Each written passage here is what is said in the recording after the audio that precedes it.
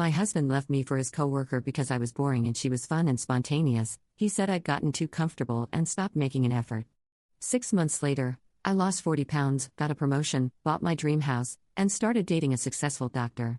Now he is calling me nonstop, begging me to take him back because his fun girlfriend cheated on him and maxed out his credit cards.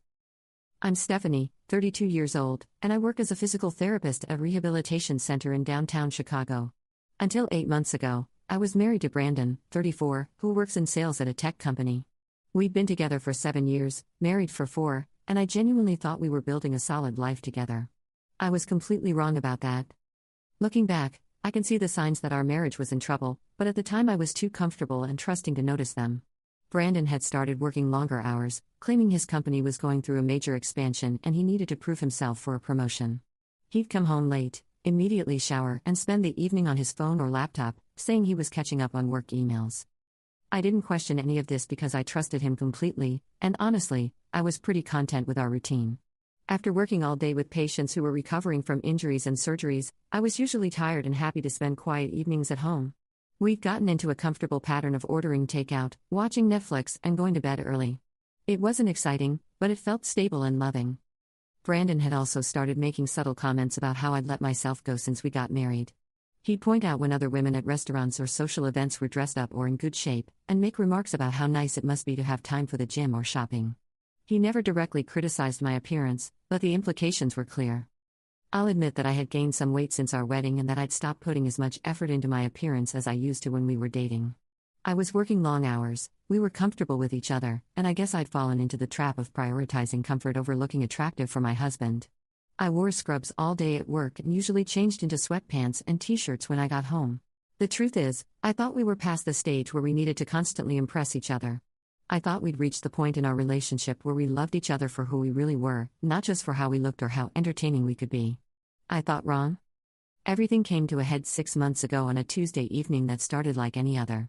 Brandon came home around 8 p.m., which had become his usual time, and instead of his normal routine of showering and settling in for the evening, he sat down at our kitchen table and said he needed to talk to me about something important.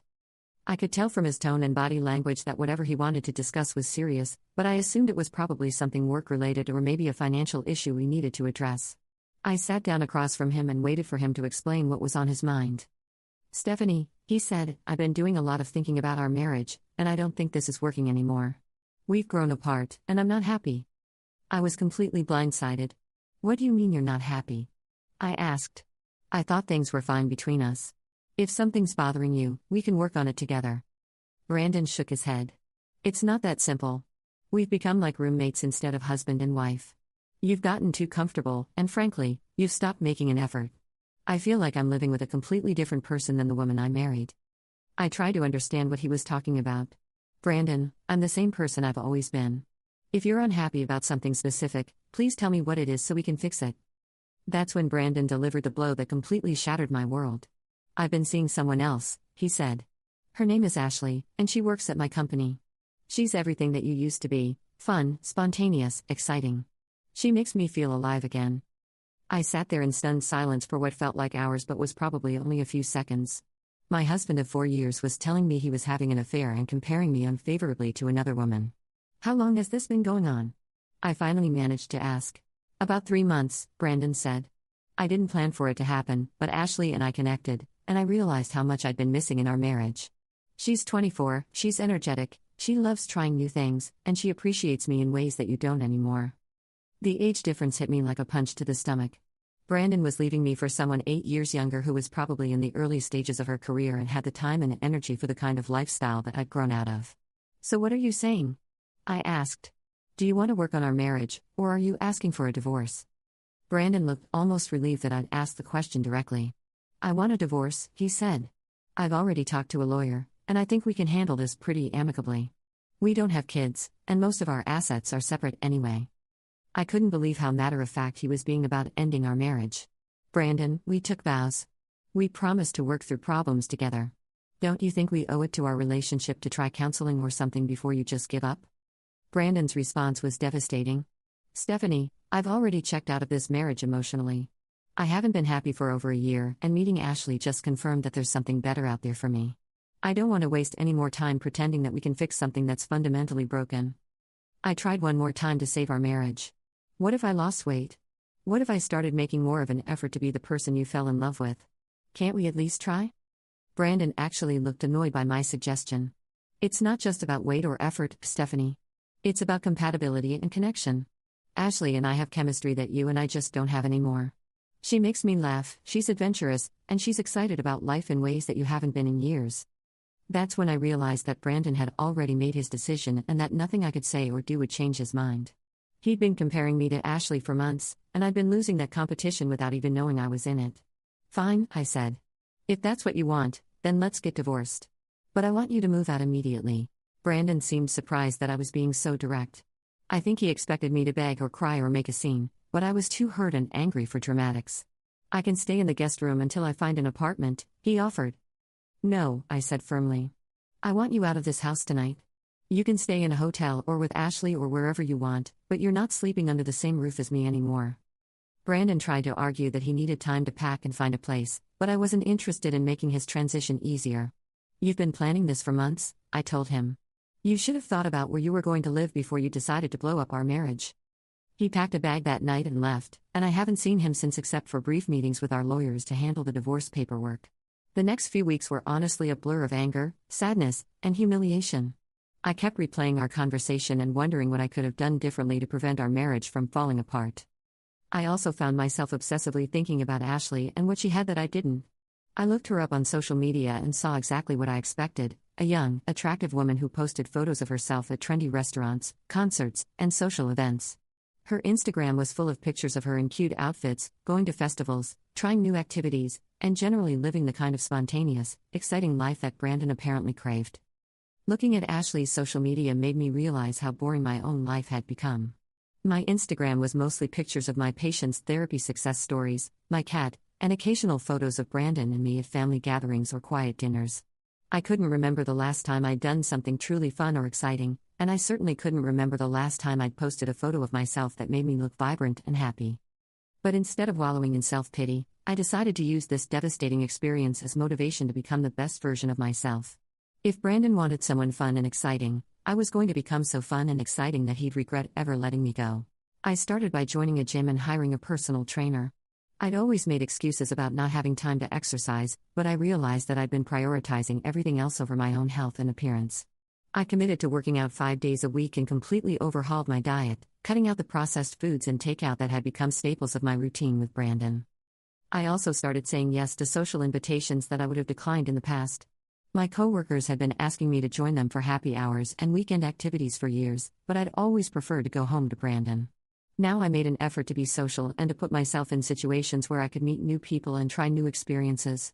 Within 2 months, I'd lost 20 pounds and was feeling more confident and energetic than I had in years. I updated my wardrobe, got a new haircut, and started wearing makeup to work again. The changes weren't just physical, I felt more optimistic about my future and more excited about the possibilities that lay ahead. Update 1. It's been 4 months since Brandon left me for Ashley, and my life has completely transformed in ways I never expected. The physical changes have been dramatic. I've now lost 35 pounds and am in the best shape of my adult life. But the changes go way beyond just my appearance. 3 weeks ago, I got promoted to senior physical therapist at my clinic, which came with a significant salary increase and the opportunity to supervise other therapists. My confidence in all areas of my life has improved dramatically, and I think that's been reflected in my work performance. I've also been invited to speak at a professional conference next month about innovative rehabilitation techniques. But the most significant development has been my new relationship. 2 months ago, I met James at a charity 5K race that I'd signed up for as part of my fitness journey. James is 35, a cardiologist at Northwestern Memorial Hospital, and absolutely nothing like Brandon in the best possible ways.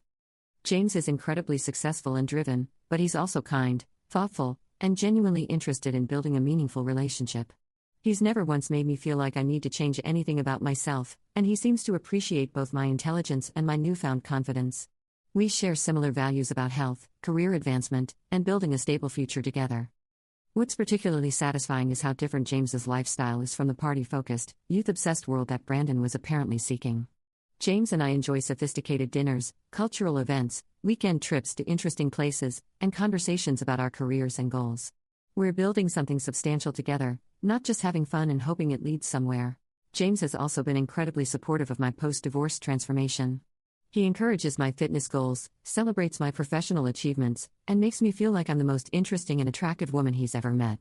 Being with him has shown me what I was missing in my marriage to Brandon: genuine appreciation, intellectual connection, and emotional support.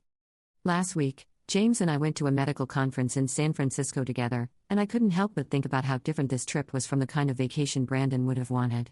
Instead of hitting bars and tourist attractions, James and I attended seminars, had dinner at amazing restaurants, and spent hours talking about our work and our dreams. It was sophisticated, stimulating, and exactly the kind of experience I wanted to have with a partner. Meanwhile, I've been hearing updates about Brandon's new life through mutual friends, and it sounds like things aren't going as well as he expected. Apparently, Ashley is very high maintenance and expects Brandon to fund a lifestyle that's beyond his means. She wants to go out constantly, buy expensive clothes and accessories, and take trips to places that Brandon can't really afford.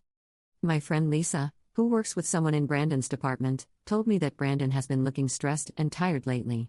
He's apparently working even longer hours to try to keep up with Ashley's expensive tastes, and she's been pressuring him to get a better job or ask for a raise so they can move in together in a nicer apartment. Lisa also mentioned that Ashley has been posting photos on social media of expensive gifts that Brandon has been buying her: designer handbags, jewelry, weekend trips to resorts. It's obvious that their relationship is based heavily on Brandon's ability to provide the exciting, expensive lifestyle that Ashley wants. What's particularly ironic is that Brandon criticized me for being too comfortable and not making enough effort, but now he's with someone who requires constant effort and financial investment just to keep her interested. I spent years being low maintenance and supportive, and he left me for someone who's the complete opposite. But honestly, I'm not dwelling on Brandon's situation anymore. I'm too busy building an amazing new life with someone who appreciates what I have to offer. James and I have been talking about taking a trip to Europe this fall, and he's already planning to introduce me to his family at a wedding next month. Our relationship is moving forward in a serious, committed direction. I've also been building stronger friendships with my coworkers and reconnecting with friends I'd lost touch with during my marriage. I realize now that I'd isolated myself too much and had put too much of my social and emotional energy into my relationship with Brandon. Having a diverse, supportive social network has made me feel more fulfilled and less dependent on any one person for my happiness. The most surprising development has been how much I've enjoyed being single and then choosing to be in a relationship, rather than just staying in one out of habit or fear. Having those months of independence helped me figure out what I really wanted in a partner and what kind of life I wanted to build. When I met James, I was choosing him from a position of strength rather than need. Update 2. 6 months have passed since my divorce was finalized, and I honestly feel like I'm living a completely different life. The transformation has been so dramatic that sometimes I look in the mirror and can't believe it's really me. I've now lost 40 pounds total and maintained the weight loss for 3 months. More importantly, I feel strong, healthy, and confident in ways that I never did during my marriage. The regular exercise and improved diet have given me more energy for work and social activities, and I've discovered that I actually love trying new fitness challenges and outdoor activities.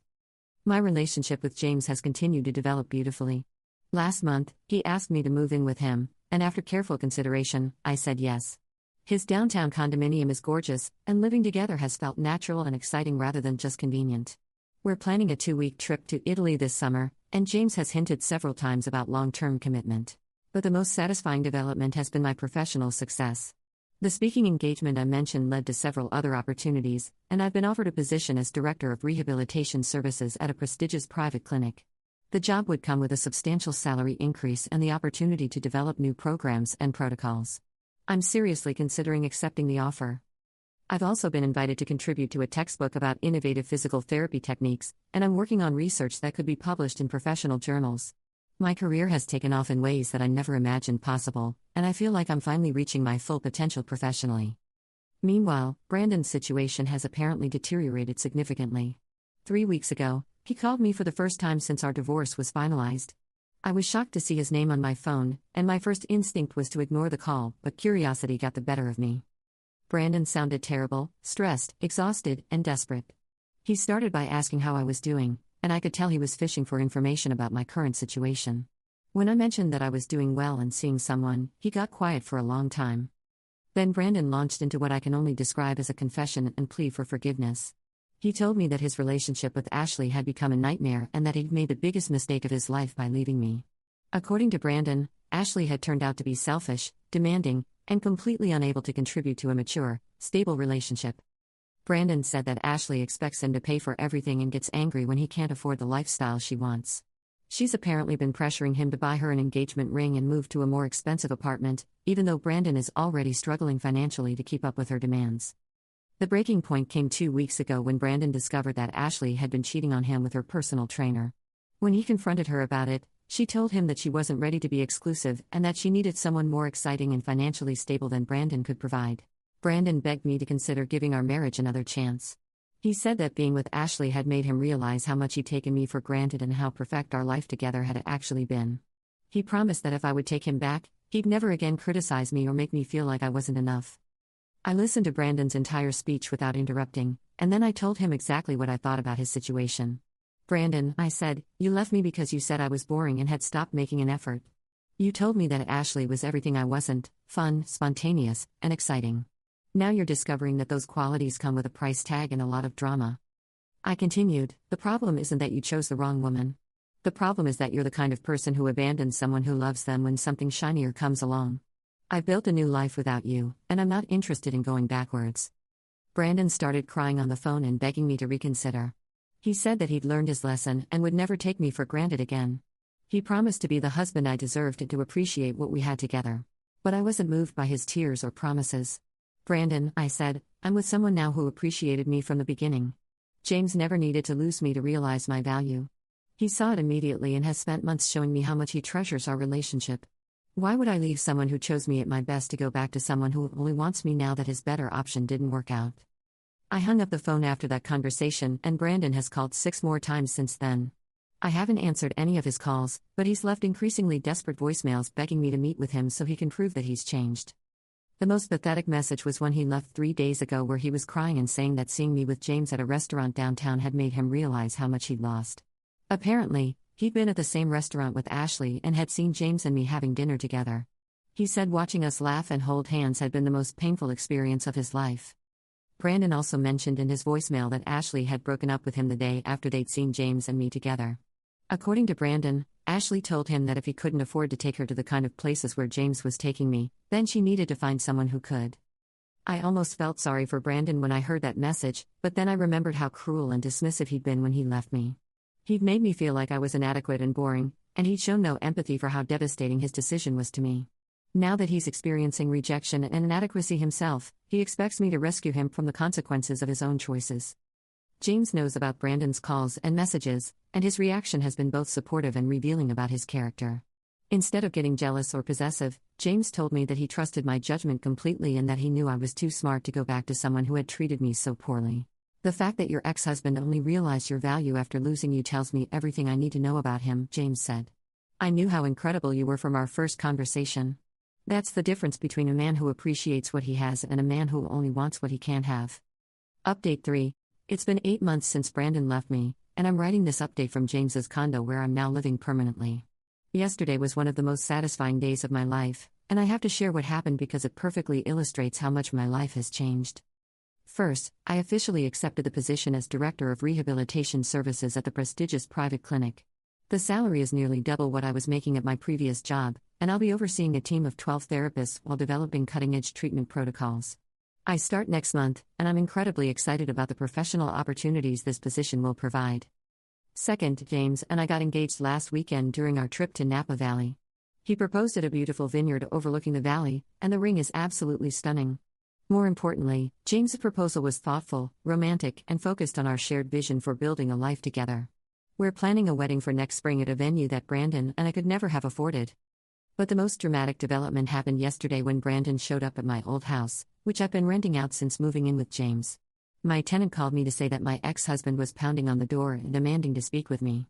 When she told him I didn't live there anymore, he became belligerent and refused to leave. I drove over to the house with James to handle the situation, and what I saw was shocking. Brandon looked terrible. He'd obviously lost weight, but not in a healthy way. He looked gaunt, exhausted, and desperate. He was wearing wrinkled clothes and looked like he hadn't slept in days. When Brandon saw me get out of James's BMW, his face crumpled and he started crying right there in the driveway. "Stephanie," he said, "please just give me 5 minutes to explain. I know I messed up, but I can fix this. I can be the husband you deserved."